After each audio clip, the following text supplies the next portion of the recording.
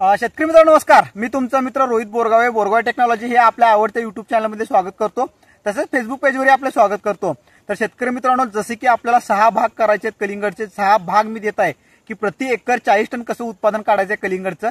तर त्या भागामधला हा तिसरा भाग बघत आहे आपण की बाबा 15 ते 30 दिवसाचं मॅनेजमेंट कशा पद्धतीने करायचं आहे. सगळ्यात महत्त्वाचा टप्पा शेतकरी मित्रांनो, थोडा व्हिडिओ मोठा झाला, वही पेन घेऊन बसा. हे प्रत्येक हा टप्पा जरी समजून घेतला तुम्ही, पहिला भाग, दुसरा भाग आणि तिसरा भाग, हा महत्त्वाचा भाग आहे.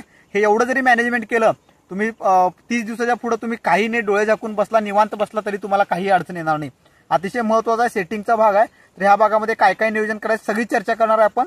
व्हिडिओला सुरुवात करण्याआधी जे कोणी आपल्या चॅनलवर नवीन त्यांनी चॅनल सबस्क्राईब करा. जे कोणी फेसबुक पेजवर आहे त्यांनी फेसबुक पेज लाईक करा, जेणेकरून महाराष्ट्रातलाच नाही तर संपूर्ण भारतातला सामान्य तरुण शेतकरी आपला कृषी उद्योग झाला पाहिजे. त्यासाठी जे काही आपण काम करतो ते काम तुमच्यापर्यंत पोहोचलं पाहिजे. सतत व्हिडिओ तुम्हाला बघायला मिळाला पाहिजे, तुम्हाला अभ्यास वाढला पाहिजे, तुमचं नॉलेज वाढलं पाहिजे. आम्ही जे काही प्रॅक्टिस केलं ते तुमच्यापर्यंत पोहोचलं पाहिजे. बोरगावे टेक्नॉलॉजी शेतीमध्ये संशोधन, मार्गदर्शन, भरपूर उत्पादन, नवनवीन संकल्पना, फक्त आणि फक्त शेतकरी प्रगतीसाठी.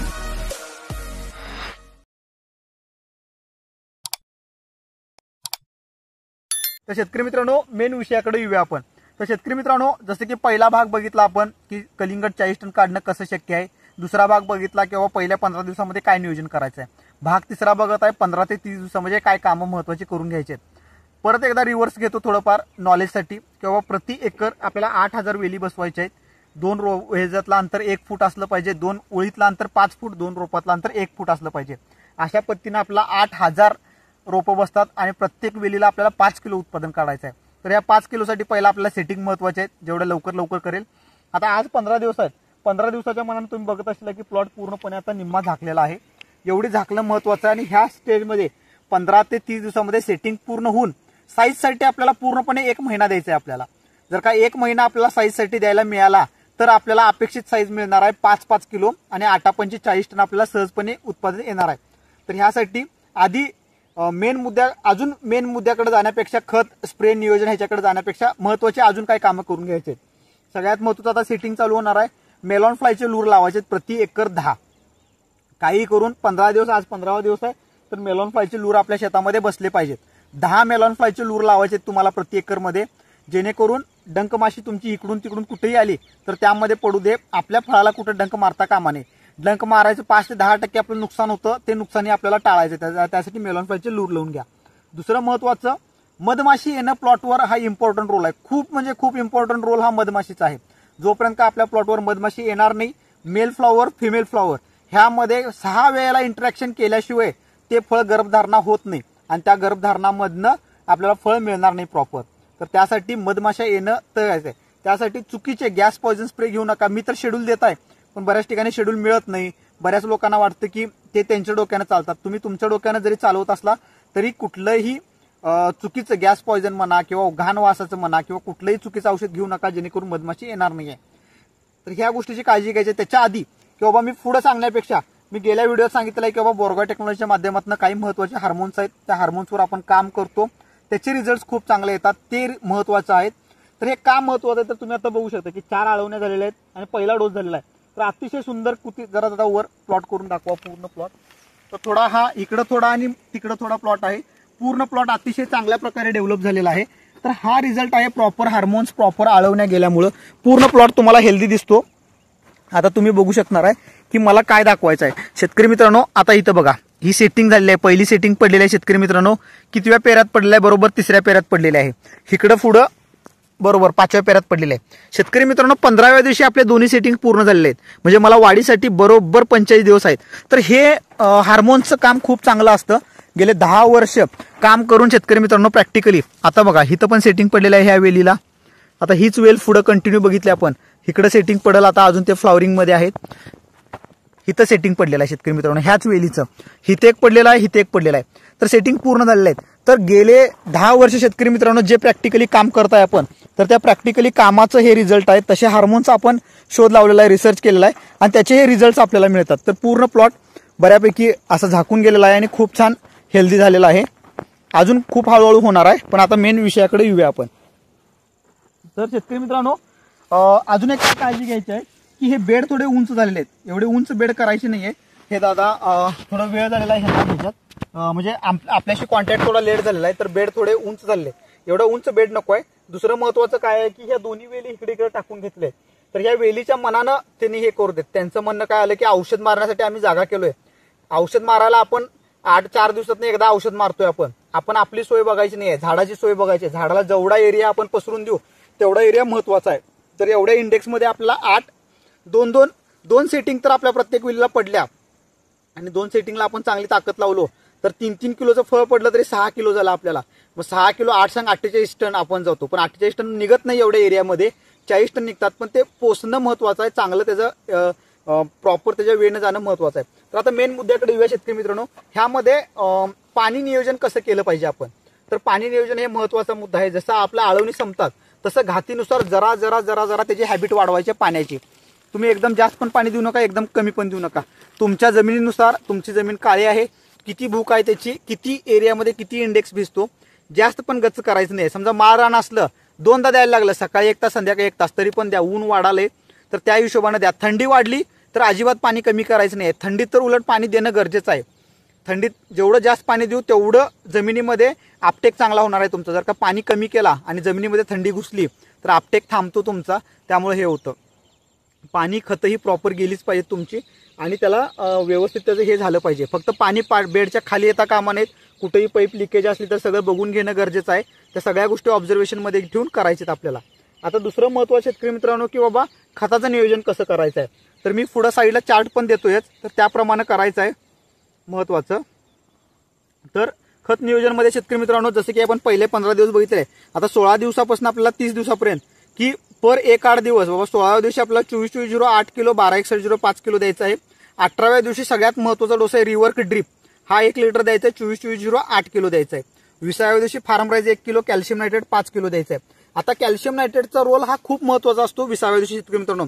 कारण का आता ही जी काही सेटिंग पडलेली आहे तुमची, ही सेटिंग ड्रॉप होऊ शकतं काही वेळेला. तर ते सेटिंग ड्रॉप थांबवण्यासाठी कॅल्शियम हा खूप मेजर काम करत असतो. तर तो रोल खूप जाणं महत्त्वाचं आहे. परत 22व्या दिवशी रिवर्क जातो आणि 24-24-0 जातो. रिवर्क हा सेटिंगचा हार्मोन आहे, खूप महत्त्वाचा आहे की खालून फ्लॉवर जनरेट करतो, फिमेल फ्लॉवरला इंडक्शन देतो. मेल फिमेलमध्ये प्रॉपर मधमाशीला इंडक्शन होण्यासाठी रिवर्क खूप चांगलं काम करत असतो. 24व्या दिवशी 052-34 5 किलो, बोरॉन 500 ग्रॅम द्यायचा आहे. 26व्या दिवशी रिवर्क 1 लिटर 24-24-0 10 किलो द्यायचा आहे. 28व्या दिवशी, आता 26व्या दिवशी शेतकरी मित्रांनो ऍटलिस्ट आपल्याला 1 सेटिंग तर झालं पाहिजे 24 दिवसापर्यंत. आता कसं आहे, हा थोडा स्पीडमध्ये प्लॉट आहे, चांगलं सेटिंग झाल्यात योगायोगानं. पण समजा 24व्या दिवसापर्यंत 1 सेटिंग जर का झाली नसली तर तुम्ही इथंच थांबायचं आहे. जर का 24 दिवसापर्यंत 1 तर सेटिंग तुमच्या प्रत्येक वेळेला, तुम्ही आता 10 ठिकाणी फिरायचं आहे. ह्या ठिकाणी, दुसऱ्या ठिकाणी, 10 वेगवेगळ्या ठिकाणी बघायचं आहे. 4-5 वेळेला कमीत कमी 1 सेटिंग असली पाहिजे. जर का असं असेल तर आपल्याला पुढे जायचं आहे. अदरवाईज तुम्ही हाच डोस परत मागे यायचा थोडा, आणि 18 ते 24 दिवसापर्यंतचा परत एकदा रिपीट डोस आपल्याला करून घ्यायचा निम्मा. खर्चाची थोडी बाजू इथं वाढणार आहे, कारण का सेटिंग झालं नाही शेतकरी मित्रांनो. जोपर्यंत काय सेटिंग होतं तो मग पुढे जायचं नाही, आपल्याला पुढचे डोस कव्हर करायचे नाहीत. पण ज्यांचं 1 सेटिंग झालेलं आहे किंवा 2 सेटिंग झाले तिने पुढे मग 28 दिवसाचा डोस करायचा आहे. 28व्या दिवशी परत 24-24-0 8 किलो, केस ऑइलनेस 5 लिटर, आणि 30व्या दिवशी 052-34 5 किलो, रिवर्क ड्रिप 1 लिटर आणि बोरॉन 500 ग्रॅम द्यायचं आहे. आता इथनं पुढे शेतकरी मित्रांनो बोरॉनचा रोल असतो की बाबा त्याला व्यवस्थित टिकवून ठेवणं करणं. रिवर्कचे डोस जास्त जातात, कारण का कुठं सेटिंग झाल्या न झाल्या पुढच्या सेटिंगला चालना देणं, ह्यासाठी थोडंफार ह्या गोष्टी असतात. तर ह्या गोष्टी आपल्याला करून घ्यायच्या. फर्टिगेशन देत असताना शेतकरी मित्रांनो वारंवार सांगतोय मी की मिनिमम 100 लिटरमध्ये तुमचे हे डोस गेले पाहिजेत. समजा आता 2 डोस आहेत, 52-34 पण आहे, 24-24-0 पण आहे, तर अशा ठिकाणी तुमचं 200 लिटर पाणी गेलं पाहिजे. तुमचं डोस आता समजा 1 तास पाणी देत असलो तर पहिला 15 मिनिटं पाणी द्या, खत तयार करा, आणि राहिलेल्या वेळेत तुम्ही खत पोटवून द्या, जेणेकरून ते मुळाच्या सानिध्यात सगळं खत आपलं पडलं पाहिजे, गेलं पाहिजे. खत देत असताना शेवटच्या वेळेला खत द्यायचं आहे, प्रॉपर द्यायचं आहे. ज्याने अजून व्हेंचुरीने देतात तर त्यांनी व्हेंचुरीनं न देता बाबा प्रेशरनं दाबा तुम्ही, कारण का ह्या सगळ्या भागामध्ये सगळ्या रोपांना खत पोचलं पाहिजे. त्यासाठी जेवढं प्रेशरनं देऊ तेवढं आपण चांगलं. आता शेतकरी मित्रांनो स्प्रे नियोजनमध्ये महत्वाचा भाग आहे. स्प्रे नियोजनमध्ये आपल्याला आपण पहिले 17 दिवसाचे स्प्रे बघितले आहेत. आता 21, 25, 29, 33 हे 4 स्प्रे आपल्याला पडणार आहेत. त्यामध्ये रिवर्कचा स्प्रे मधला, रिवर्क ड्रिपचा मॉलिक्यूल वेगळा आहे, स्प्रेचा मॉलिक्यूल वेगळा आहे. स्प्रेमध्ये वेगळे हार्मोन्स आहेत, तर रिवर्क स्प्रेचा मॉलिक्यूल एक घ्यायचा आहे आपल्याला. मर्क्युरी म्हणजे साधं बुरशीनाशक आहे ते आपल्याला साप नावाने येतं, तुम्ही तुमच्या भागातलं घेऊ शकता. कार्बेंडाझिम प्लस मँकोझेब घटक असलेलं.